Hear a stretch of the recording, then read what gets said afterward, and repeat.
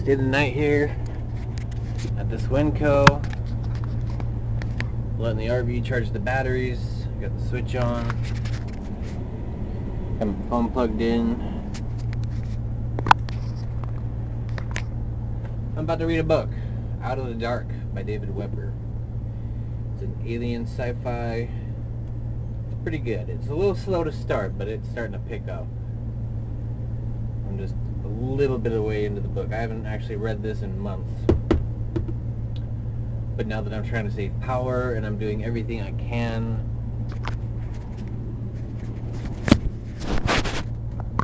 to save on power, I've started to appreciate the power-free options, the books. I do like books. Video games would be nice, but my Xbox and that big old boob tube sucks so much power, there's just no way. And now, I mean, I gotta run the engine to charge up the batteries. It's just, power is just, day by day, becoming more and more precious to me. I want to stop using the laptop all night long, watching movies, trying to sleep. That's the best thing I've found so far, is just to leave a movie playing and background noise, like those ambience videos that just play noise for hours. So it is 7:24. I'm waiting for 8 o'clock to roll around. I'm gonna go stop in at a place up here. It's kind of a job connection thing. There's just another opportunity for work. Gotta wait till Thursday till I get paid. It's Tuesday right now. In a couple of days. I have a feeling I might not have made the pay period. They have a new system at that temp agency with the apartment maintenance. And I'm supposed to fill out the time cards are digital now. They used to just send them into the property managers at the places I worked, and they would fill them out and do all that. And I kind of realized a few days too late, and I might be getting in the next pay period, which is really gonna screw me. I still got that bag of change. I like holding on to that. It's like it's my security blanket. Just a little Ziploc baggie full of change. Probably like $40 worth of change. Enough to give me some gas. But anyway, that's what we're doing this morning. Also, I'd like to welcome you to my 200th video. We did it. 200 videos. Been a long road getting here. I've had to overcome some camera shyness, and I've had to learn a few things, but we did it. All on a slow laptop. That thing has just been kind of grueling some days, but I've learned to work with it, and it's starting to all work out. So I thought I'd just go over a few plans I have for the channel.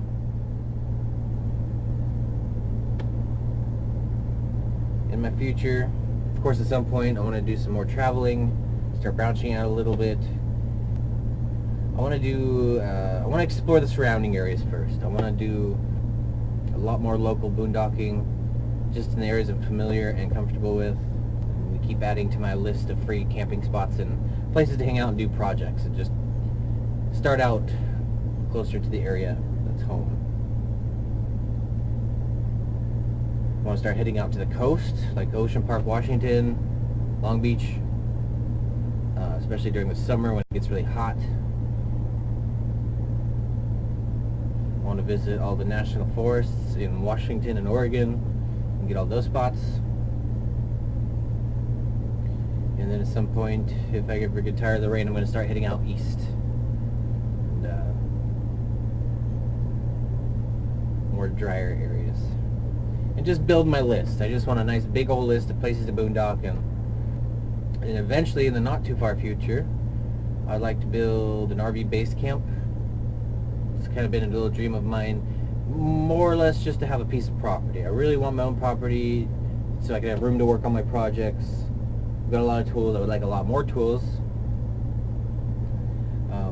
I've looked around and found properties for around $2,000. They're pretty remote locations, but in an RV, I feel like traveling, I'm going to get pretty used to that, and long drive is okay with me. For $2,000, that's something I think I can manage if I start saving. They're not very big properties either. They're probably Just big enough to park an RV on. I would like to eventually build like a shop, an RV shop. They even drew up a design. I'll take a picture of it, put that in here for you. Just kind of a lean-to structure. It's gonna have pull through, 2 garage doors, and just a place to work on RVs and make that maybe my thing one day to do RV work, is have an actual shop. But realistically, the first things I'll probably end up doing is building an RV carport, something to park Patches under. She's going to need a place to retire at some point. I'd like to park her while she's still in good running condition. Maybe get another good 5 years out of her and then park it. And then I want to start building my conversion bus. Something I wanted to do since I was a little kid is get a bus. I've always been obsessed with school buses. Ever since going to school, you ride the school bus to school, and there's so many different styles. There's like, I don't know what they're called, but I always call them the snub nose buses, where the engine's kind of inside, like my RV here. It's got just a flat front, there's no hood, the motor's inside. Then there's like the rear engines, there's the dual axles, and they'd always switch them up when I went to different schools, or when the bus would break down, we'd get a different bus, and I'd always love to sit up front and stare at the driver and watch her do her thing. We had a female bus driver. I can't remember her name, but she was awesome. A really nice lady. Had her throughout all my elementary, middle, and high school. Anyway, loved watching her drive and flip her. There's just a big old cluster of switches, and I just fell in love with buses. I love buses. I even have an idea for my conversion bus, which won't be a school bus. I love school buses as they are. I don't know if I want to turn one. I just would like to have a school bus with all the seats and everything. But my conversion bus, I think, is going to be with a Gillig. I think it's called a low floor Gillig or something like that. You have a high floor and a low floor. I don't know what the difference is. I think the high floor is cabinets on the outside or something, but the low floor is what we see driving around here in Vancouver, Washington. What we have here is called a C-Tran, and we took a field trip to C-Tran, to a C-Tran station, whatever you call that, and I fell in love with them. I love C-Trans. They even got like a little fold-up C-Tran piggy bank. As a little kid, I drove around. I just like C-Trans. I like the look of C-Tran. It's like a white, green, and blue looking bus, and I just really like them. I don't know why. I like where the driver sits. I like how the front wheels are kind of behind the driver, so you drive. I don't know. I just like those Gilligs. So that's what I'd like to do with my conversion bus. Also, with a piece of property, I would like to try and supply my own food. I know it's kind of hard to do, but I think with a garden and chickens, maybe some billy goats, I think I could manage. We'll give me room to work on motorhomes and other vehicles. I need this property to create and invent all my other dreams and desires. I have so many plans and things I've thought up and things I want to build. I need property to do that. And also for the really long distance stuff, like heading out east, I think I would like to do the conversion bus. I'm worried about Patches breaking down on a long trip. But we'll see. We'll see. If I have enough money saved up, then I'd risk it.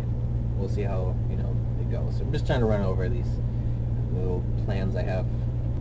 So yeah, that's the plan. 5 years with Patches. Maybe park it somewhere between